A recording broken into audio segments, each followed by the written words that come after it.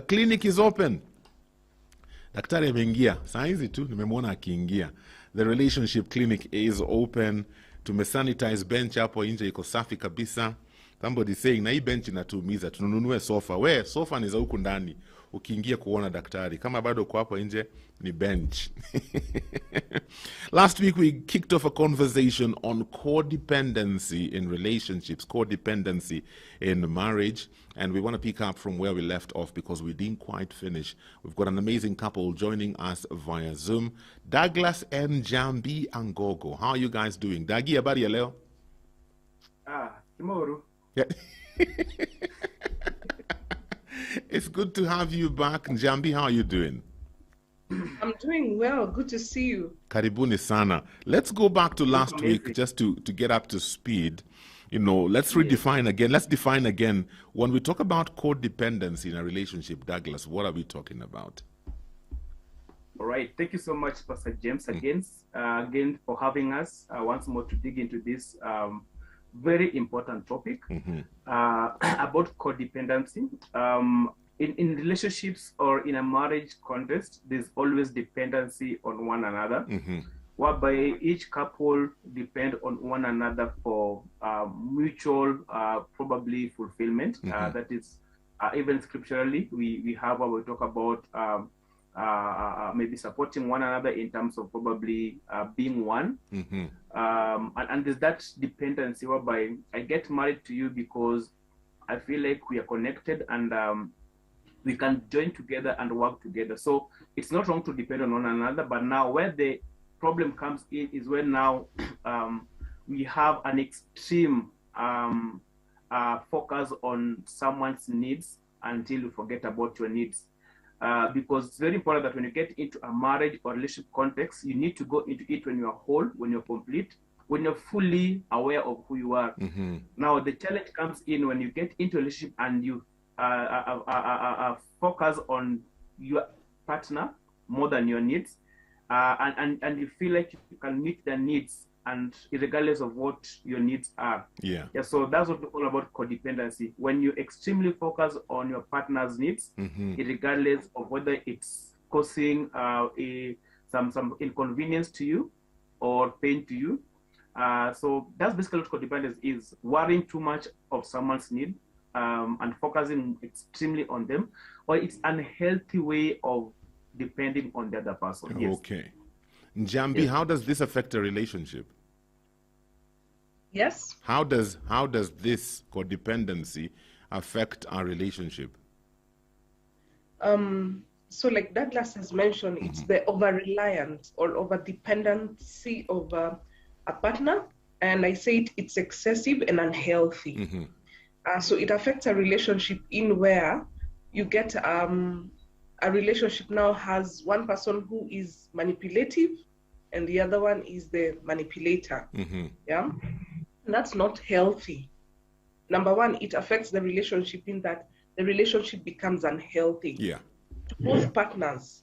Yeah, because to one partner they are over-reliant on or over-dependent on this other person, and their significance is tied to this other person. And this other person is also not able to meet all their needs.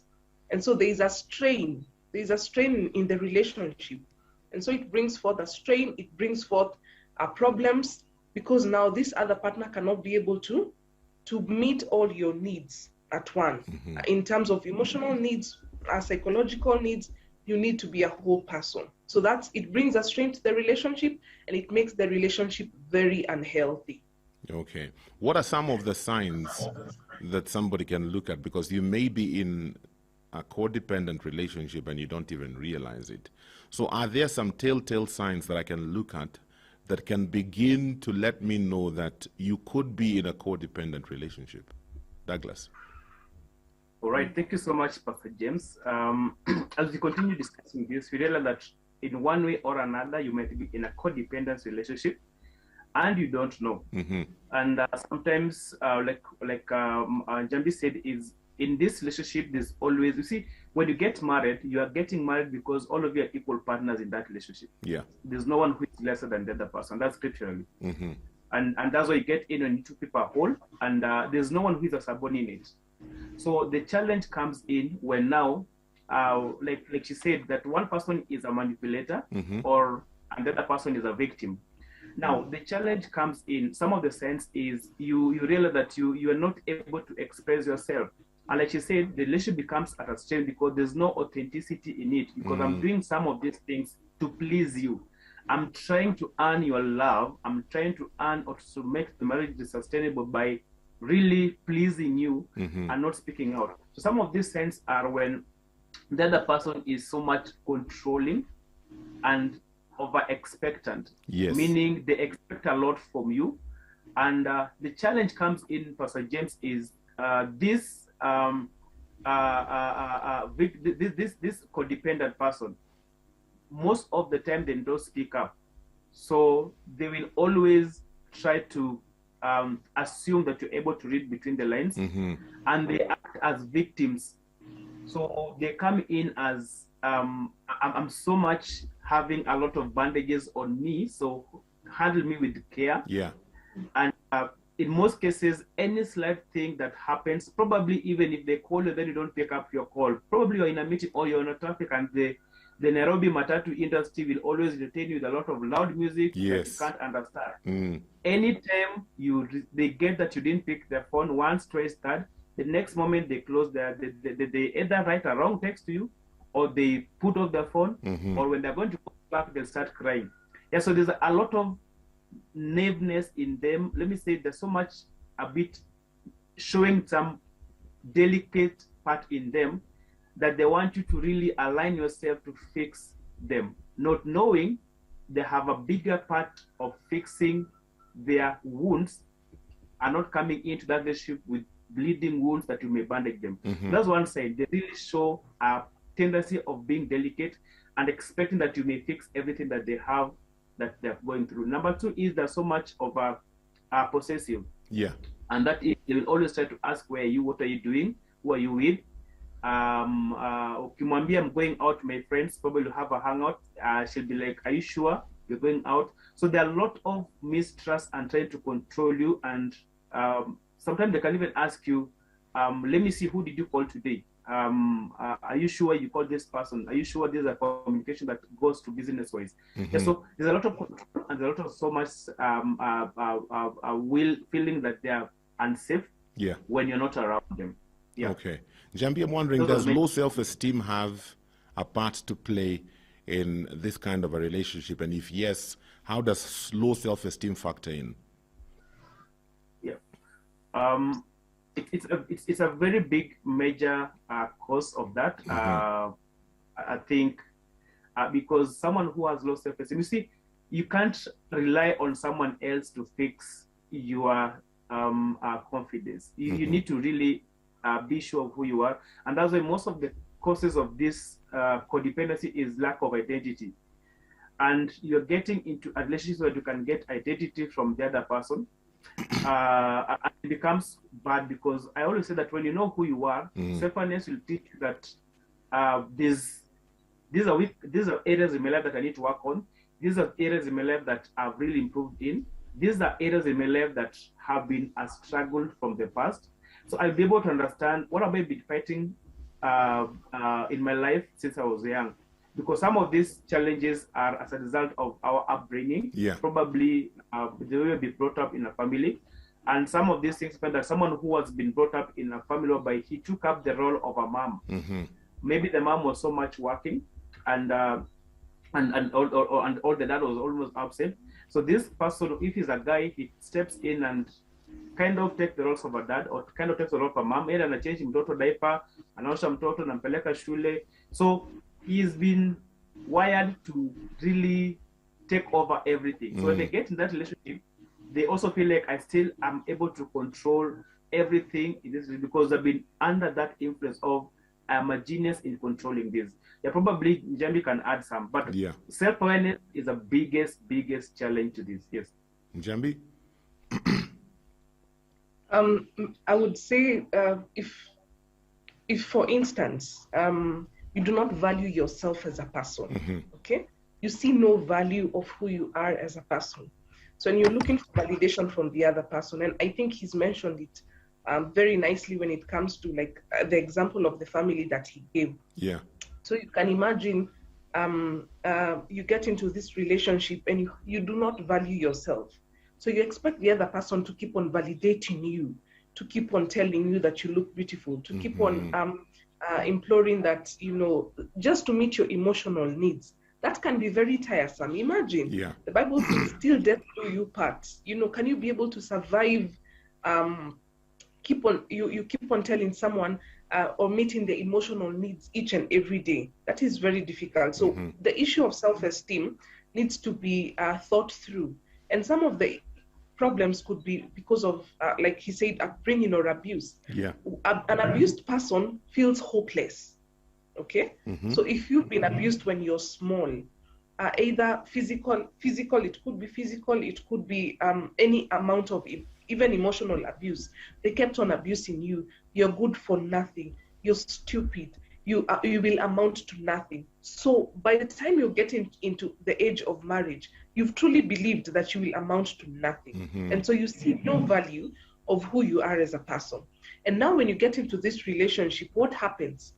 Yeah, this same tendency is still with you if you do not work through it. Yeah, you still do not have any self-value as a person. So we need to really work on our self-esteem. We need to understand what kind of relationship are we getting in, and who am I as a person? Who is Catherine? What are my boundaries as a person? What value have I placed on myself as a lady? Because some of the ladies, especially the ladies, they do not have any value because they never had a father figure. Okay, I never had a father to tell me that I'm beautiful. I never had a father to tell me that I'm precious. All I saw is my father abusing my mother. And so I'll get into a relationship whereby my belief is that if Douglas does not hit me, mtu anipendi, because that is the only thing I ever saw.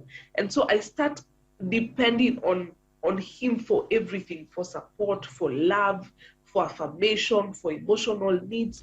And that can be very strenuous. So it's very important for us to build our self-esteem and have a value system of ourselves. I'm just wondering, Douglas, where do we draw the line between genuine concern and control? Because sometimes you're genuinely concerned. Hey, uko wapi? Hey, unafika saa ngapi? But then there's the other side where now I can't do anything. You are just brooding over me 24/7.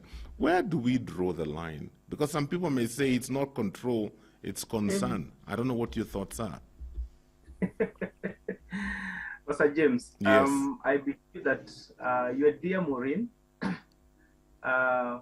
will not ask you that you have left the house at 5 going to family media. Have you arrived? Are you at the stage? What are you doing right now? Have you started have you put on your tie? Who is that next to you? Yes. I'm hearing a sound around you. Who is this?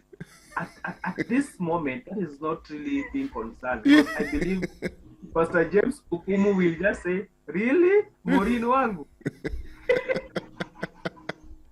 Because, you see, this person is really not really being concerned, but this person is taking the role of a police. Let's take, for instance, you have a young baby in the house who is 3 years, and they're starting to crawl.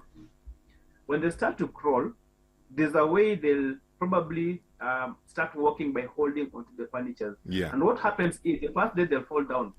And the next time you're trying to hold their hand that they don't fall out, they will push your hand away. I hope because I know you have big boys and girls. Yeah. They'll push you away. Ukimshika mkono atakwambia usinishike mkono. Why? They want to show that can you trust them? Yes. Yes. Can you trust me? And the moment you allow them to walk by holding onto that furniture for some time, they'll fall down, yes. But they'll be like, you know what, I'm still able to stand and I'm still able to be confident. And you know what, just trust me, have some confidence in me. The same way to a relationship. Yeah. You're not there to gag this person and ask them where are you, because the moment you're trying to follow up with them every time what they're doing, what they are, who are they with, who is that party, what they're going that party with, and all that, it means Jemo, some people even go ahead asking them, "Uko sure uko kwa SGR?" Yes. Ebu piga selfie na kama uko SGR. Yeah. Really, that is not someone who's concerned. This is someone who is manipulated. And you know what? When you really release this person and trust them of who they are, trust will come back to you. Okay. You can never, you see, when you become insecure this person, in fact, this person has no problem. You're the one who's insecure. You mtu mdogo akitembea kwa kiti alafu anguke chini, yeye anafeel ako secure. You're the one who's feeling insecure. So it means this manipulative person is so showing that she's becoming so concerned. She's the one who is insecure. The one who is outside there is very much secure. Okay. So the one who is sick is you. Yeah, the sick person. Great. We'll talk about what are some of the things that cause people to be that way. You know, what are situations that people go through, or what are some factors that would cause people to get into that kind of tendency, and also how do we navigate through such a relationship? If you have any questions for us today, 20316 is the SMS line, and the WhatsApp number is 0786316316.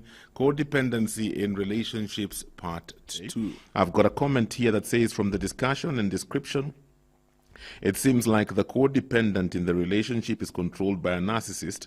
I was in such a relationship where I became a codependent, and this person just erodes your self-esteem and controls your life even with threats. It is just an obsession. Oh my goodness. Thank you for that feedback. And let me see if there's more feedback. This one is coming in from Faith. You say you're following the show, and you're saying, ask the guests how such a person can be helped. We'll be getting into that shortly. This morning, we are hanging out with an amazing couple, Douglas and Njambi Angogo, and they're helping us to gain a deeper understanding of codependency in relationships. And Njambi, I'm just wondering, what are some factors that make an individual to get to the place where they're codependent? One of the issues that is past experiences or trauma. Yeah, you realize that almost all of us, Pastor James, it could be trauma from school. You were bullied. I remember, like for me, I was bullied a lot. I became a bitter person because of being bullied. And I also became, I didn't have, I had an issue with anger. Oh. Yeah. Yes, I had very crazy anger management issues. And it's because of, you know, being bullied in school. At times it could be from home. Yeah. You have parents that are not, or parents that probably you've not gotten along with them very well. It could be you dated a narcissist. Yeah, you dated a narcissist before, and now you've gotten into marriage, and you do not know how to detangle yourself from all these experiences that you've had in life. Yeah. So that is one of the core reasons, actually. It's past experiences that we keep on reliving. We have not let loose or let go of some of these things, and we've not become whole. So that's the problem with, you know, holding on to the baggage of the past. Yes. Douglas, anything to add to that? All right. Thank God and thank me, Njambi. Anger. By the time you're meeting her, she still had serious anger management issues. Yes, thank God for Luya men. No, we know how to deal with that. No. Douglas, please, by the time you are meeting me, I had become a totally different person because I had worked on myself. By God. Yeah. So I said, thank God, and then thank me. God first. I know God worked on you very well. Yes. And because she's saying past experiences, because I know when we met, you see, as we're going to dive into how to manage this, is one thing is communication, be open. So I'll not go to that. I am reserving this for maybe how to, maybe the question that person asked, how do you go through this? Maybe because already I started it, let me say, is just communicate. When you meet this person, when you start dating, be open, be vulnerable, and try to really let this person understand the person they're dealing with. Because the first time we met, not the first time, after, don't disclose this during the first date. Yeah, someone can jump you up and go away. So yeah, so after we were sure that you're getting into a marriage relationship, and we're moving on towards a serious relationship, is when we were able to disclose some of these things to herself. And I remember she was able to open up and tell me who she is, her past experiences, the worst that probably has happened to her in terms of relationships, and her fear factors. And from there, I'm able to really understand who this person is, pray with them, and probably now treat them knowing their journey. The problem is, when you get in this relationship, some of us want you to read you, and that's what I'm saying. These people who are codependent, they really expect to read script that they wrote in their life before you, and you can't know what they are going through. And that's a challenge, because I'm expecting my wife to understand that, you know what, I was raised up with an absent father, or I was raised up with an absent mom. So unafoni treat vile unajua. But you see, the challenge is you're not communicating. So one way of getting out of this, probably before I go to the symptoms, is speak out. Be vulnerable, speak out, and be naked with honor, because the two of you must be naked in your life as you move on. Now, going back to like what she said, some of the causes of this is the fear factor, Jemo. Yeah. This is a major cause of this. And the fear factor, like she said, it's mostly dependent, because you see, codependency is not a disorder. It's not a mental disorder. This is a behavior adopted. You adopt this behavior based on what happened to you in the past, or what you fear can happen in the future.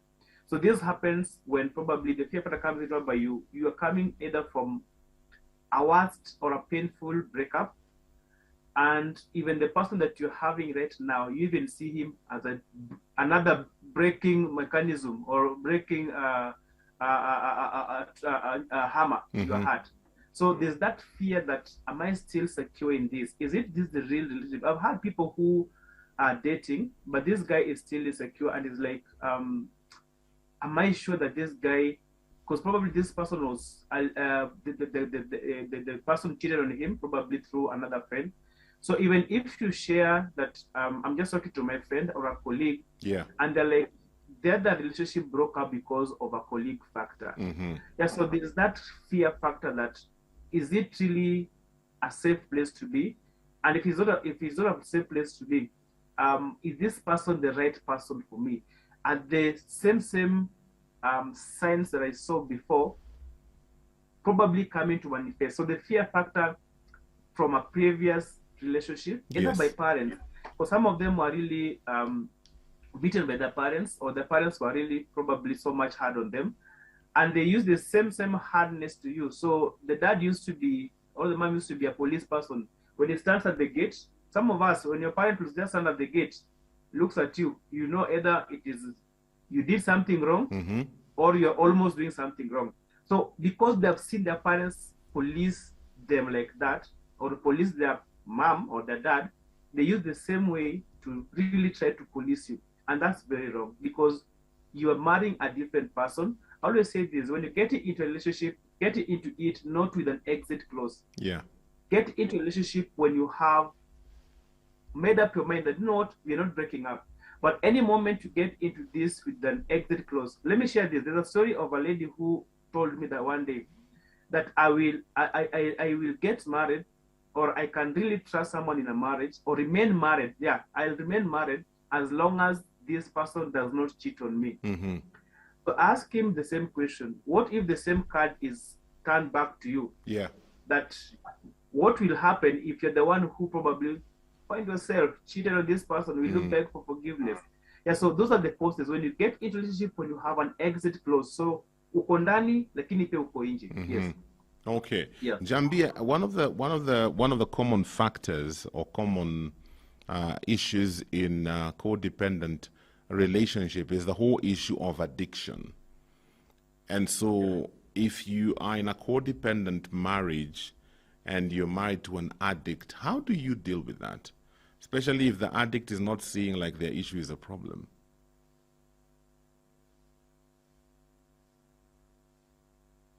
Sorry.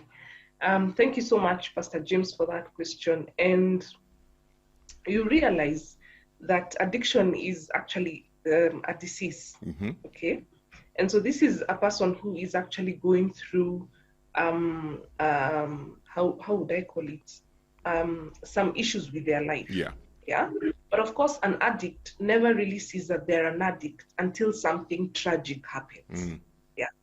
that's when the aha moment comes in. They're like, oh, you know, either an accident, either, you know, they were found in a certain place. And now that's when the awakening comes in. And so you can imagine being in this relationship with a person who is an addict, let's say, for instance, an alcoholic. Yeah. So for them, they depend wholly on alcohol for their sustenance. If they're going to work, they will take some booze. If they are working on something, they'll take some booze. And all their life, the only thing they depend on or they seem to thrive on is alcohol. And that can really put a strain on a relationship. Yes. Because now you can imagine if you're having children in the house, if you're having going to places, or you have to be in certain places. Sorry about that. And, you know, being in this relationship with this person who is an addict, you know, they have now the codependent personalities or tendencies, because now there is something in their either childhood or there's something in their lives they're battling with, and they're trying to use the bottle, or alcohol to try and forget about these past experiences or their issues. And that really never works at all. That really never works at all. And so this puts a strain on this other person who has now to work extra. They have to work extra in this relationship to make it work, because this other person does not see any problem with themselves. They do not see the problem with addiction. They do not have a problem. They're just enjoying life. And so this puts a strain on the other person, who now has to overwork, being the better person, being the responsible person. Because you can imagine an addict, if he's an alcoholic, he spends all his money on the alcohol. So this other person needs to man up. This other person needs to be the responsible person all the time. And it can be very tiresome. It can be very straining. It can bring a lot of frustration in a family. You can imagine if you have children and the only thing that you know your father, you know, does, or your husband does, or your wife does, is drink. So it really brings a lot of frustration and strain in a relationship, and causes a lot of problems now to even other external people. Because if you're in a marriage, now this causes a lot of external problems to the children as well. Probably now you become abusive, you become violent. So there's a lot of problems that come in from this addiction from this person. That spirals down to the family, the frustration, the irresponsibility in terms of money, the issues of emotional violence or physical violence that this person is bringing on board, so that they could keep up with the addiction. Because this other person is also repelling the addiction, but this person wants to stay in this state for as long as it makes them feel better. So it really brings a lot of strain in a relationship. Wow. Okay, do you have any more questions for us today? You have like 14 minutes. To ask your questions. SMSs on 20316, WhatsApp on 0786316316. Douglas, earlier you had talked about communication and, you know, how do you solve this issue? You said one of the things we need to do is communicate. Apart from communication, what other things can a couple do to be able to solve this issue? All right. Thank you so much, Pastor James. The Bible says in the book of Amos 3:3, two cannot work together unless they agree. And this is not a political cliche that you have to align yourself with a political party, but this is a Christian perspective, that you do know what, you cannot really make a stride, even in marriage, in relationship, even in church, even you with your children, if you guys don't have a common agreement. So one thing that needs to happen is, like my wife said, that one of the problems that when you talk about addictions, you talk about addiction and someone who is in an addictive relationship, maybe the husband or the wife is addicted to something else. There's always that one person who will suffer, because there's a deprivation. Kuna mtu anakuwa deprived, and the other one is benefiting. And one major problem that you need to understand before you look at how to solve it is, these people who are codependent, they even don't know what their needs are. So this guy, even in the real relationship, he doesn't know or she doesn't know what her needs are in that relationship. So she's existing in a place where she don't know what is hard, what is right, what is not right. And that's why he said two must work together, must agree before they work together. And this calls to what now, before now we can agree to work together is, am I really able to understand myself? Because before I allow someone to understand me, or before I seek someone to understand me, is there a part in me that I need to really work on? And this calls to what you call the self-care. So this person must realize that what am I supposed to do that will make me to be what I expect this other person to see in me. Because self-care means you are able to understand your needs. Doesn't say these people don't know what their needs are. So the first thing is self-care. Understand your needs. Understand your worth. Understand your identity. Understand your self-image.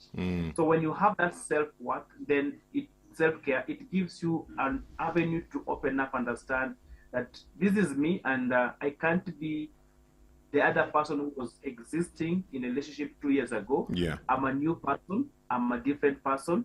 And once I have that self-care, then it is very easy for me not to really deprive someone or cause pain onto the other persons with high expectations. Maybe if I can draw from the scripture, you remember the story of the Samaritan woman at the well. This woman was there for several years, and every man who used to come to her life will not make her better. Yeah. She will seeking for something in this man that was not really what will make her better. But until God spoke to her and God reminded her of who she is in terms of, are you able even tell me the name of the last person? Because God was bringing her back to her mind that, are you able to come back to yourself and reconcile yourself and see who you are? Then you'll not even be able to seek any validation from men. So self-care is the first greatest thing that you need to do as a person. I'll allow my wife to maybe point up a few before maybe I come back. Okay. I think for me, what I would say is, one, have boundaries.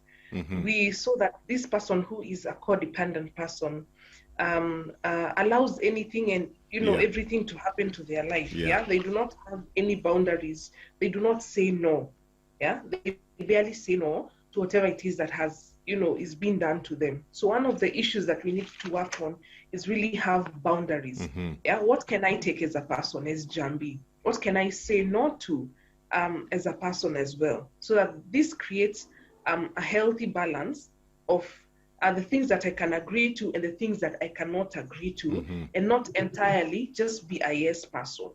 Yeah. So create healthy boundaries within yourself, within who you are as a person, and also with the other person that's coming on board. And especially this is good with the people who are starting relationships. Yeah.